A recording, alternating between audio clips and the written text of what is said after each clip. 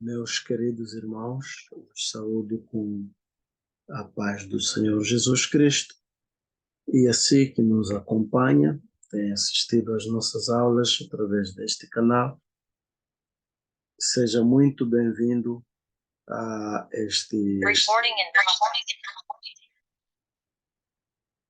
dizíamos, seja bem-vindo a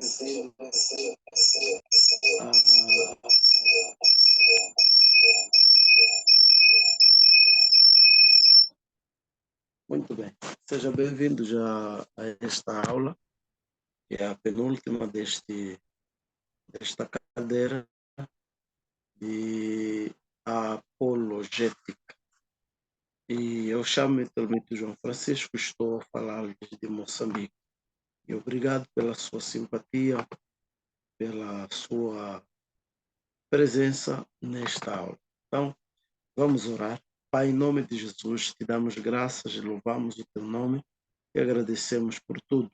Colocamos este dia, esta aula nas tuas mãos, pedimos a tua bênção em nome do Senhor Jesus. Amém. Queridos, estamos a falar de apologética, ou seja, antropologia, queria dizer, não apologética, antropologia. E antropologia é nada mais, nada menos o estudo do homem. E trazemos como vertexto áureo para esta aula 3, que o homem, para que lhe deis importância, atenção, esta pergunta foi Jó que fez a Deus. No entanto, como verdade prática, nós trouxemos duas verdades. A primeira é deste jovem, deste homem, Voltaire, que diz que a espécie humana é a única que sabe que tem de morrer. Mas o Dr. Scofield diz que, sendo homem espírito, é capaz de ter conhecimento de Deus e comunhão com Ele. Sendo alma, ele tem conhecimento de si mesmo. Sendo corpo, tem através dos sentidos conhecimento do mundo em que vive. Bem, estas são algumas verdades que nós trouxemos como reflexão nesta aula, cujo conteúdo vai falar da tricotomia do homem, vai falar sobre o que é o corpo humano, o que é a alma, o que é espírito e qual é a diferença entre alma e espírito. Neste contexto, como em forma de contextualização, é preciso compreendermos a questão da dicotomia versus tricotomia. Esta é uma matéria delicada, porque há uma crença que, além do corpo e da alma, temos uma terceira parte, um espírito, que se relaciona mais diretamente com Deus. E a concepção de que o homem é constituído de três partes, ou seja, corpo, alma e espírito, chama-se tricotomia. É o assunto que versa esta matéria, ou esta aula. Na teologia, dicotomia e tricotomia são duas designações para o entendimento acerca dos elementos constitutivos da natureza humana. Dicotomia, por exemplo, significa bipartido, ou do grego bis, dupla. E também outro termo é tenrnei, que quer dizer cortar. Já o termo tricotomia significa tripartido, das raízes gregas tris, ou tripla, e teinem, que quer dizer também cortar. Okay? Considerando os significados de dicotomia e tricotomia, é fácil perceber o que cada uma dessas linhas de pensamentos dizem acerca da construção do homem. A dicotomia defende que o homem consiste de duas partes, e a tricotomia diz que o homem é formado de três partes. A questão é, o que é dicotomia e qual é o significado de tricotomia? Bem, quando dissemos sobre dicotomia lá em frente, ou seja, bipartido ou dupla clichê, quer dizer, de outra forma, o ser humano é composto de dois elementos, um material e outro imaterial. O componente material do homem é o corpo e o imaterial é a alma ou o espírito. Isso quer dizer que, no dicotomismo, alma e espírito são termos sinônimos que se referem à única parte imaterial do homem, focalizada de perspectivas diferentes. Essa parte imaterial é aquela que sobrevive à morte, ou seja, a parte que volta para Deus.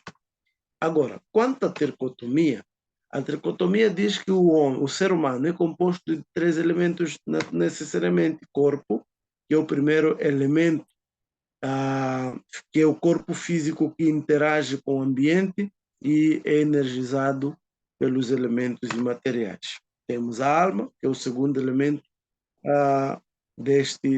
do ser humano, e apesar de haver diferentes definições sobre a alma entre os tricotomistas, a ideia predominante é que a alma é o elemento psicológico, o fundamento da personalidade, a base da razão, a sede das emoções.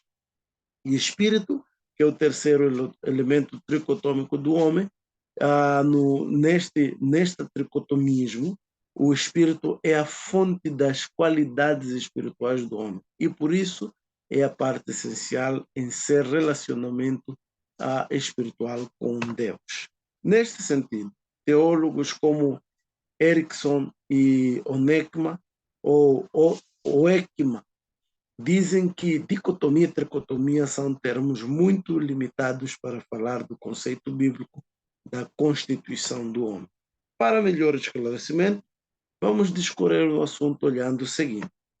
Quando nós falamos sobre a tricotomia do homem como conteúdo, nós percebemos lá na aula anterior que o homem é um ser especial, pois a Bíblia ensina claramente a doutrina de uma criação especial, que significa que Deus fez cada criatura segundo a sua espécie.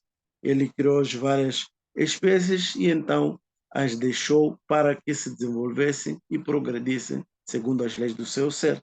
E a distinção entre o homem e as criaturas inferiores implica a declaração de que Deus criou o homem à sua imagem e semelhança. Neste contexto, este homem que Deus cria à sua imagem e semelhança tem uma natureza tricotômica, ou seja, é triuna, ou seja, a triunidade do homem. Vamos olhar para esta questão. Neste contexto, quando nós lemos Gênesis 2:7, percebemos que o homem se compõe de duas substâncias: a substância material, chamada corpo, e a substância imaterial, chamada alma.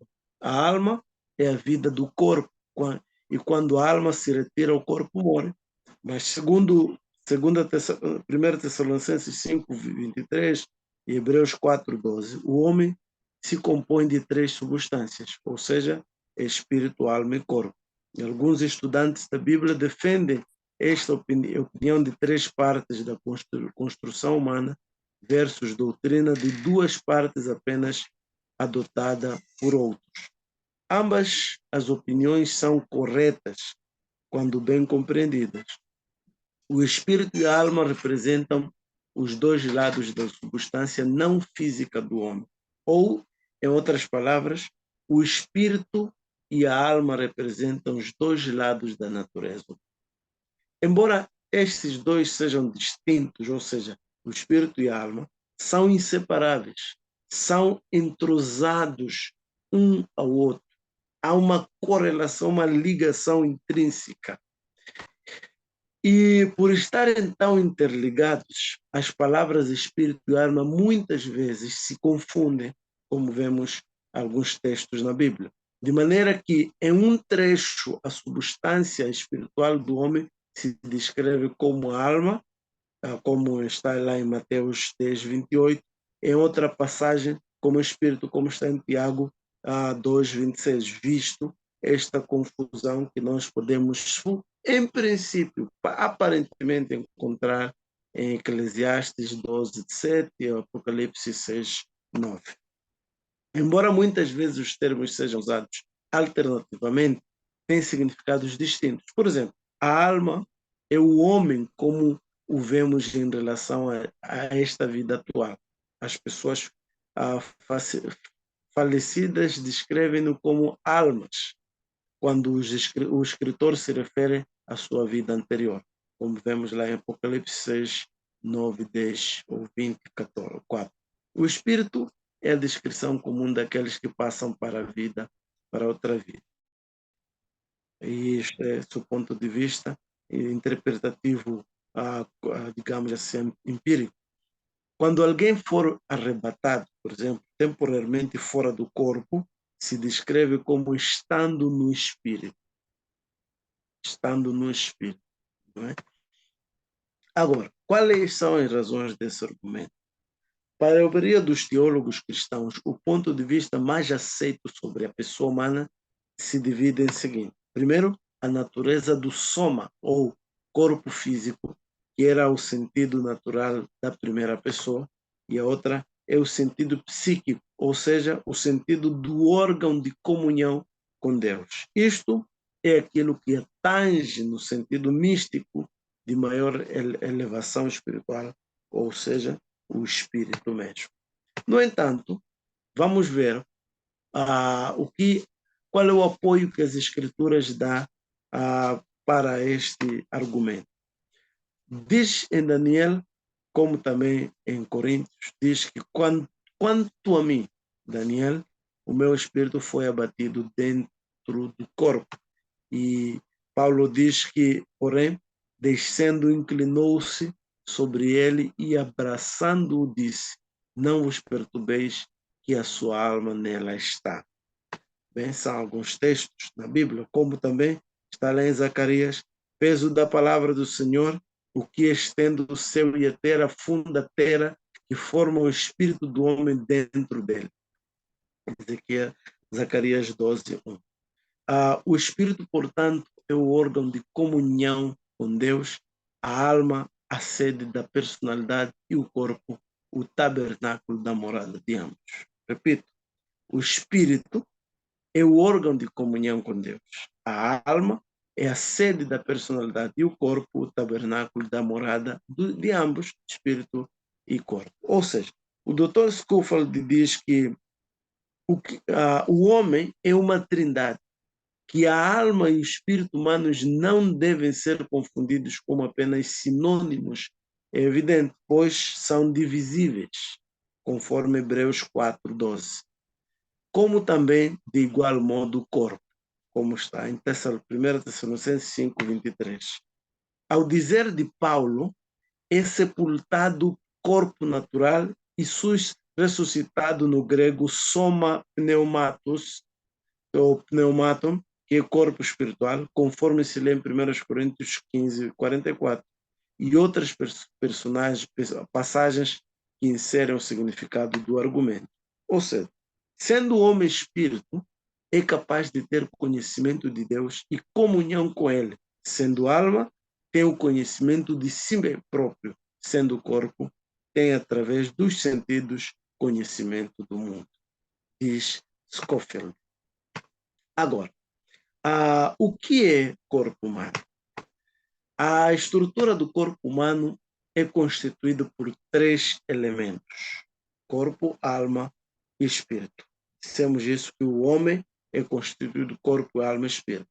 Vemos ali o corpo representado pela parte negra, a alma pela parte branca e o espírito pela parte cinzenta nesta imagem. No entanto, dissemos que o corpo é o executor da alma. Vimos que o quê? Que o corpo age em detrimento das decisões que a alma toma. A alma, por sua vez, é o governo do homem. É aqui onde são realizadas todas as decisões da vida. E o espírito é concebido por Deus, ou para Deus se comunicar com o homem. Então, esta é a Constituição. Agora, qual é então a estrutura do corpo humano? A Bíblia declara que Deus fez o homem do pó da terra. Está lá em Gênesis 2:7. E a ciência afirma que o corpo é constituído de vários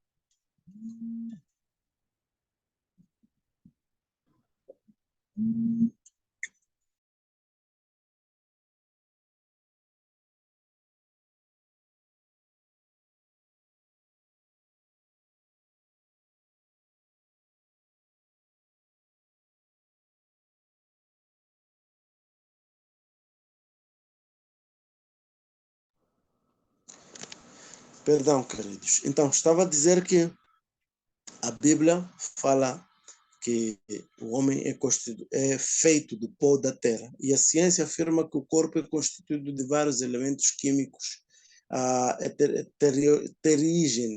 terigêneos ou terígenos. Tais elementos são enumerados como cálcio, carbono, cloro, flúor, hidrogênio, tintura de iodo, ferro, magnésio, manganês, nitrogênio, oxigênio, fósforo, potássio, silicone, sódio, sulfuro. São alguns dos elementos. Juntos eles, todos eles, não ultrapassam 6% de todo o corpo e o restante é composto de água. Todos esses elementos químicos, eles fazem nada mais, nada menos que até 6%. Estamos a falar de 94% composto de água, carbono e gases. A Bíblia afirma que o corpo humano é da terra, ou seja, é terreno. E essa é a parte material do ser humano.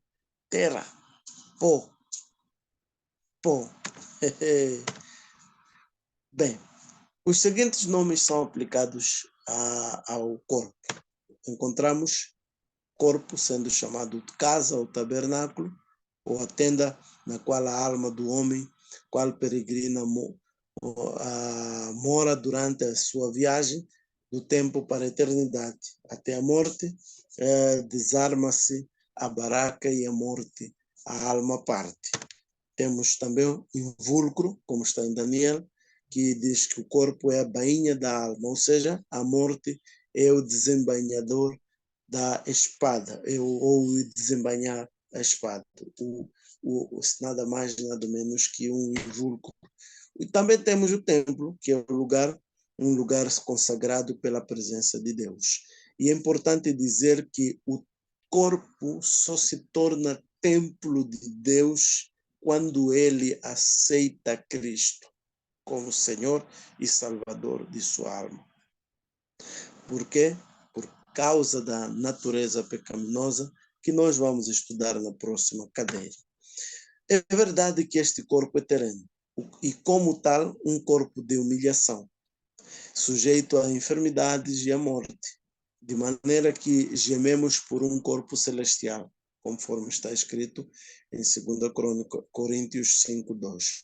Mas a vinda de Cristo, o mesmo poder se vivificou a alma, transformará o corpo, assim completando a redenção do homem. E o penhor dessa mudança é o Espírito que nele habita. Como estava a dizer, a partir do momento que nós temos Jesus como Senhor Salvador, habita o Espírito de Deus em nós. E é aí onde o corpo ganha condição de transformação. E naquele dia, se permanecermos até o fim, seremos salvos, diz a Bíblia. E é nesta altura que o corpo será domado pelo poder do Espírito que domina ou habita nele, o Espírito Santo, e ele vai ser transformado. Bem, o corpo humano, nós encontramos diversas palavras hebraicas para traduzi-lo, sendo que a principal delas é geuia. Estas são palavras gregas, normalmente nós temos alguma dificuldade de domínio, mas a Bíblia fala sobre elas, que é usada principalmente no sentido de cadáver, ainda que também se refira ao corpo humano e suas formas de expressão. Outras passagens da Bíblia, como, por exemplo, Deuteronômios 4, vem a palavra beten, que significa o ventre, e é traduzido como corpo em outras versões. Bem, são várias palavras que vão traduzindo-se em termos para dizer assim o corpo. Assim, o corpo torna-se um dos componentes fundamentais do existir, do viver, do conhecer, do desejar, do fazer, do ter, etc. Ou seja, foi criado por Deus como elemento essencial do homem. Sem ele, o homem não poderá realizar as seguintes coisas. Sem um corpo, O homem não pode alimentar-se, não pode reproduzir-se, não pode aprender, não pode comunicar-se, não pode divertir-se, não pode trabalhar, não pode adorar, ou seja, não pode fazer nenhuma ação física. É mediante o corpo que o homem é um ser social. Mediante o corpo, o homem é um ser religioso e por meio deles suas obras serão um dia aprovadas ou reprovadas diante de Deus. E um químico inglês, depois de analisar o corpo humano, curiosamente chegou à conclusão, ou à curiosíssima conclusão. Se os elementos químicos do corpo humano pudessem ser separados, fabricaríamos os seguintes objetos: com a gordura, 7 sabonetes; com o fósforo, uma caixa de fósforo; com o potássio, tirar uma fotografia de tamanho normal; com açúcar, adoçar uma xícara de café; com ferro, fazer um prego. Afim, ou enfim, o valor, segundo este cálculo, o valor químico é aproximadamente de $1. Veja a cotação do dólar no câmbio oficial e reduz o valor. Ou seja, o corpo é este objeto insignificante se ele não tiver a alma e o espírito.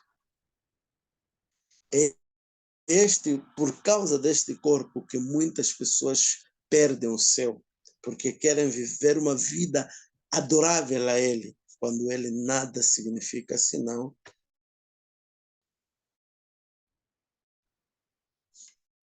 no máximo, queridos, valorizemos o que Deus nos dá. A alma tem uma origem, e a origem da alma, nós sabemos que a primeira delas veio a existir como resultado de Deus ter soprado no homem o sopro da vida. Mas como chegaram a existir as almas desses tempos, ou desde esse tempo? Os estudantes da Bíblia se dividem em dois grupos de ideais diferentes. Primeiro, proteção divina imediata. E citam estes textos como Isaías 12:7 por aí. Outros pensam que a alma é transmitida pelos pais, ou seja, apontam o fato de que a transmissão da natureza pecaminosa de Adão, a posterioridade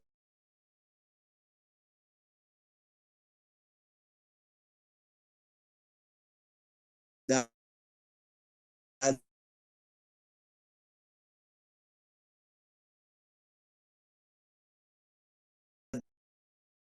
milita contra que pais são os dois. A origem da alma pode explicar-se pela comparação tanto do Criador como dos pais.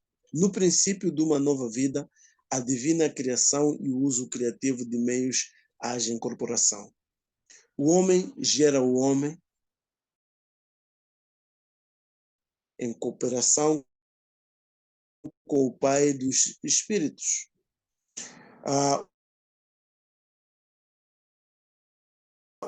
Portanto,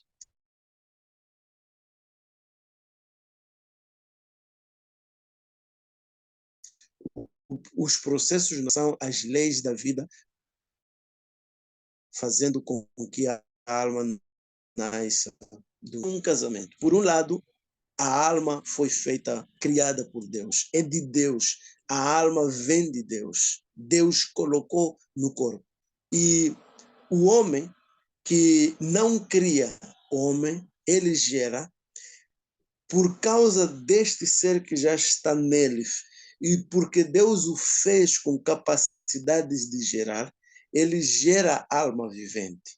É aqui onde entra a parte humana neste pacote de existência ou da criação divina imediata. A origem de todas as formas de vida está encoberta por um véu de mistérios. Está escrito na Bíblia. E que é um mistério? E esse fato deve servir de aviso contra a especulação sobre as coisas que estão além dos limites das declarações bíblicas. Sabemos que, primeiro,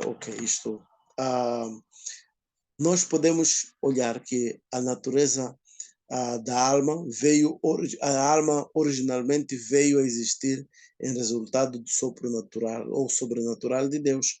Podemos assim descrevê-la como espiritual e vivente por meio do corpo. Esta é a verdadeira natureza do corpo. Então, não devemos crer que a alma seja parte de Deus, pois que a alma peca. Bem, isto estamos a falar no sentido de essência. De essência. É mais correto dizer que é um dom de Deus na obra dele. E nós devemos notar isso em 4 dimensões. Por exemplo, a primeira é que a alma distingue a vida humana e a vida dos irracionais das coisas inanimadas e também da vida inconsciente como a do vegetal. Ou seja, tanto os homens como os irracionais possuem almas. A palavra vida é alma no original. Poderíamos dizer que as plantas têm alma, no sentido de um princípio de vida, mas não é uma alma consciente. Repetimos, podíamos dizer, no sentido de que as plantas têm vida, mas elas não têm alma, no sentido genérico da coisa. A alma do homem o distingue dos irracionais. Este possui alma, mas a alma terrena que vive somente enquanto durar o corpo. A alma do homem é de qualidade diferente, sendo vivificada pelo espírito humano, ou seja, tem a capacidade de ser regenerada. Como toda carne não é uma mesma carne, assim sucede com a alma. Existe uma alma humana e existe a alma dos irracionais, que é do animal. Ok? E também outra é que a alma distingue um homem de outro e dessa maneira forma a base da individualidade. E a palavra alma é, portanto, usada frequentemente no sentido de pessoa, como, por exemplo, em Êxodo 1:5, temos ali 70 almas, significam 70 pessoas, e em Romanos 13:1, cada alma significa cada pessoa. Atualmente dizemos não havia nenhuma alma presente, referindo-se a pessoas. Também temos aqui que a alma distingue o homem não somente das ordens inferiores, mas também das ordens superiores dos anjos, porque estes não têm corpos semelhantes aos dos homens. O homem tornou-se um ser vivente, quer dizer, a alma enche o corpo terreno sujeito às condições terrenas. Os anjos se descrevem como espíritos, porque não estão sujeitos às condições ou limitações humanas. Por essa mesma razão, se descreve como espírito, mas os anjos são espíritos criados e finitos, enquanto Deus é espírito eterno e infinito. Bem, podíamos aqui olhar para os vários significados da alma e como, primeiramente, como sendo a vida física inteligente de ser humano, saber o ser vivente, mas também a alma com o sentido de respiração de vida, a alma com significado de sangue, a alma com significado de pessoa física, o corpo, a alma significando o indivíduo. Mas esta alma tem uma administração como personalidade, ou seja, a alma não cessa de existir após a morte do corpo. A imagem e semelhança de Deus no homem refere à sua parte material composta de alma e espírito, ou seja, a alma vive depois do corpo morrer. E a alma também tem faculdades na sua administração, ou seja, podemos olhar para a administração das faculdades da alma, ou seja, a mordomia da personalidade abrange 3 faculdades principais da alma humana, que são o intelecto, a vontade e o sentimento, que são a efetividade e emoções. Bem, nós quando falamos de intelecto, falamos da parte da alma que pensa, raciocina, decide, julga e conhece. Não devemos confundir o cérebro, que é o órgão físico e palpável do intelecto. Podemos entender mais aqui, temos a imaginação, que temos a memória, temos a razão e também temos a outra componente da alma, que é a vontade, que além de ter intelecto, temos vontade, que é a aptidão da alma para fazer escolha e para dirigir suas atividades subsequentes de acordo com a escolha feita. Quem diz isso é Strong. Mas também temos a outra parte que é a vontade, que nós sabemos que é aquilo que nós estamos a falar de aptidão. Agora, temos o espírito. O espírito o quê? O espírito do homem é aquilo que diz que, habitando a carne humana, existe o espírito dado por Deus em forma individual. Ou seja, o espírito foi formado pelo Criador na parte interna da natureza do homem, capaz de renovação e desenvolvimento. Esse é o espírito, esse espírito é o centro e a fonte da vida humana. A alma possui e usa essa vida e lhe dá expressão por meio do corpo. Ou seja, o espírito dá vida à alma, que dá vida ao corpo. No princípio, Deus soprou o espírito de vida e no corpo inanimado, e o homem foi feito alma vivente. Assim, a alma é um espírito encarnado, ou um espírito humano que recebe a expressão mediante o corpo. A combinação desses dois elementos constitui o homem em alma. A alma sobrevive à morte porque o espírito adotado porque é espírito adotado de energia. No entanto, a alma e o espírito são inseparáveis porque o espírito está entronizado e confunde-se com a substância da alma. O espírito, de outra forma, é aquilo que faz o homem diferente de todas as demais coisas. E quando nós falamos do espírito, falamos também do espírito humano, que representando a natureza suprema do homem, reage de qualidade de seu ser. Aquilo que domina o espírito torna-se atributo de seu caráter. Por exemplo, se o homem permitir que o orgulho o domine, ele tem um espírito altivo. E aí temos outras influências. Por exemplo, conforme as influências respectivas que o dominem, o homem pode ter um espírito perverso, um espírito rebelde, um espírito impaciente, um espírito perturbado, um espírito contrito e humilde, e por aí vão as questões. Qual é a diferença entre alma e espírito? O espírito é a parte mais profunda e íntima do ser humano. Scofield comentou nas notas de sua Bíblia que, sendo o homem espírito, é capaz de ter conhecimento de Deus e comunhão com Ele. Sendo alma, tem conhecimento de si próprio, sendo corpo, tem através dos seus sentidos conhecimento do mundo. E a distinção é simples. O espírito humano é mais simples de respiração ou fôlego de vida. É a parte principal que habilita a ter comunhão pessoal com seu Criador mediante a salvação em Cristo, a agência do Espírito Santo. É o Espírito que vivifica a alma e dá-lhe consciência de Deus mediante Cristo. E é Ele que nos relaciona com Deus na oração, na adoração e na comunhão. Das criaturas de Deus, só o homem possui Espírito, o que o torna singular no seu reino físico. Distinguindo, nós percebemos que a alma e o espírito compõem a parte imaterial ou espiritual do ser humano e são distintas. Há muito que misterioso e profundo na compreensão detalhada do espírito, alma e corpo humano. Particularidades não estão reveladas na Bíblia, principalmente quanto à alma e espírito. Ou seja, nós entendemos pela Bíblia que o homem é composto de forma tricotômica, tem corpo, alma e espírito, e é isso que o distingue do ser humano.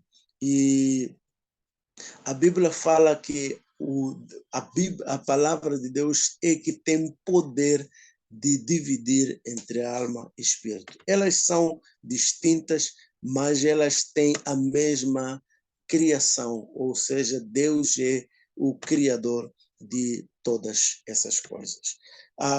O que acontece então com a alma e o espírito depois da morte?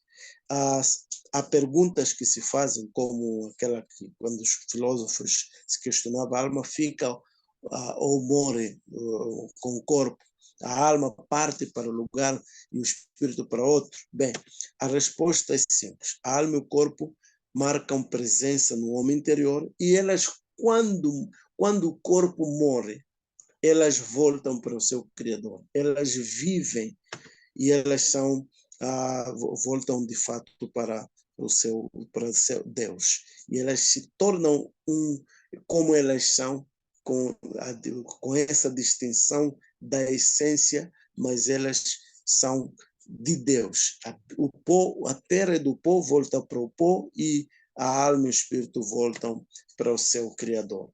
E nós encontramos vários trechos esclarecendo a existência da alma depois da morte, como no Antigo Testamento, estão ali no Novo Testamento.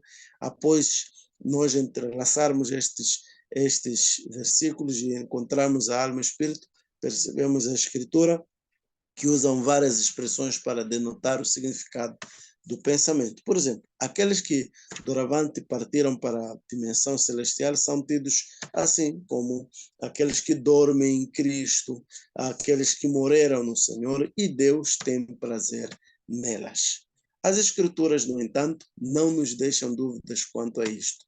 Encontramos, por exemplo, e aconteceu que o mendigo morreu e foi levado aos anjos para o seio de Abraão. E estão aí mais outros textos que nós podemos complementar. Ou seja, evidentemente, esses lugares mencionados representam a imediata presença de Cristo no céu diante do trono. Ali tudo é felicidade em relação a essa vida, diz Paulo. Isso é ainda muito melhor, mas aqueles que estão em Cristo Jesus. E recomendamos, na próxima aula, resolver os exercícios que estão no final desta aula, na apostila, e leia os seguintes conteúdos que fazem parte da última aula: a depressão do homem, o homem social, o homem natural, o homem carnal, o homem espiritual. E não se esqueça, se você quiser fazer um curso conosco, por favor, entre em contato conosco e se inscreva no Instituto Bíblico África Desperta para um curso online de qualidade. São nada mais, nada menos que $60, R$200. Entre em contato conosco, por favor. Deus te abençoe em nome de Jesus. Vamos orar. Pai, te damos graças e louvamos o teu nome. Entregamos a nossa vida nas tuas mãos e pedimos a tua bênção. Sê conosco, Deus vivo, te agradecemos e te exaltamos em nome de Jesus. Amém. Deus abençoe, queridos, até a próxima aula, se Deus quiser. É sempre um prazer trabalhar para si. Até breve.